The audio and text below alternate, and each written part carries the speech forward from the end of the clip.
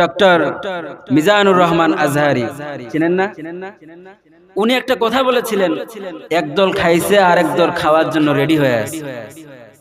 এই কথাটা বলার পরে যারা বিএনপি করে বা বিভিন্ন দল করে এমন ভাবে গায়ের মধ্যে লেগে গেছে, মনে হয় তাকেই টার্গেট করে বলা হয়েছে। একদল খাইছে আর একদল খাওয়ার জন্য রেডি হয়ে আছে। এই কথা বলাতে যাদের গায়ে আগুন ধরে গেছে, বুঝতে হবে তারা ঠিকই বাস্তবে খাওয়ার জন্য রেডি হয়ে আছিল। ঠিক না বেঠিক? 95% মুসলমানের দেশে কোন নাস্তিক মুরতাদদের হাতে আমরা এই দেশ তুলে দিব না। ঠিক না বেঠিক? আমরা এই দেশকে ইসলাম দিয়ে, কোরআন দিয়ে পরিচালনা করতে চাই। এই দেশের মধ্যে ইসলাম বাস্তবায়ন করতে চাই। কারা কারা রাজি আছেন দুই হাত তুলে আল্লাহকে দেখায় দেন। নারায়ে তাকবীর, আর জোরে নারায়ে তাকবীর। আমরা এই দেশে ইসলাম কায়েম করতে চাই, খেলাফত কায়েম করতে চাই। যদি শান্তি পাইতে চাও তাহলে ইসলামের বিকল্প, খেলাফতের বিকল্প আর কোনো পথ নাই। ঠিক না বেঠিক?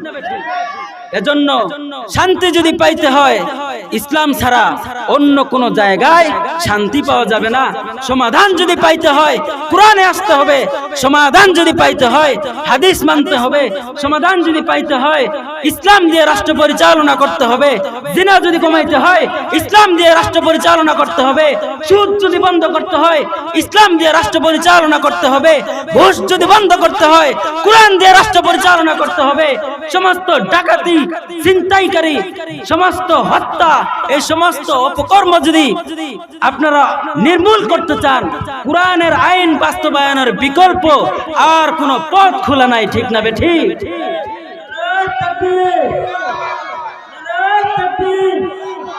আমাদের দেশে একজন স্বৈরাচারী শাসক ছিল, নাম কি? শেখ হাসিনা। ঠিক না বেঠিক? আপা পালাইছে।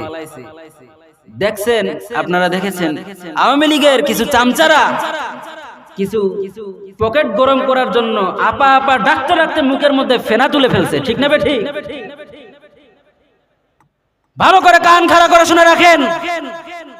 আপা তো পালাইছে, আপার নিজের জুলুম আর অত্যাচারের বদনামের কারণে, মানুষের মজলুমের বদদুয়ার কারণে আল্লাহ তাআলা তাকে ধ্বংস করেছেন। সে সমস্ত কিছু রেখে টাকা পয়সা নিয়ে পালাইতে বাধ্য হয়েছে। ঠিক না বেঠিক?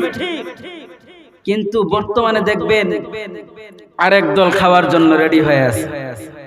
ঠিক না?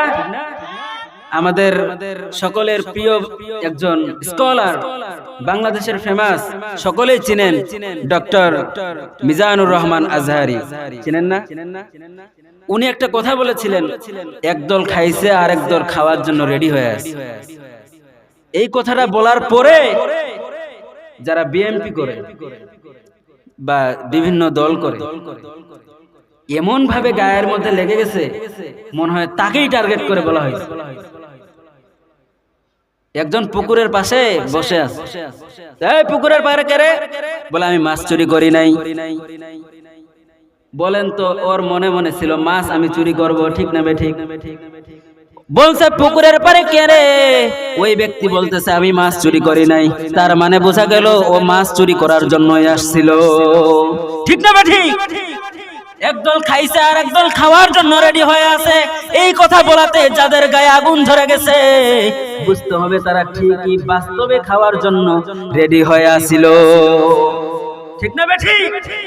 এজন্য আমরা স্পষ্ট ভাষায় বলতে চাই, 95% মুসলমানের দেশে কোন নাস্তিক মুরতাদদের হাতে আমরা এই দেশ তুলে দিব না।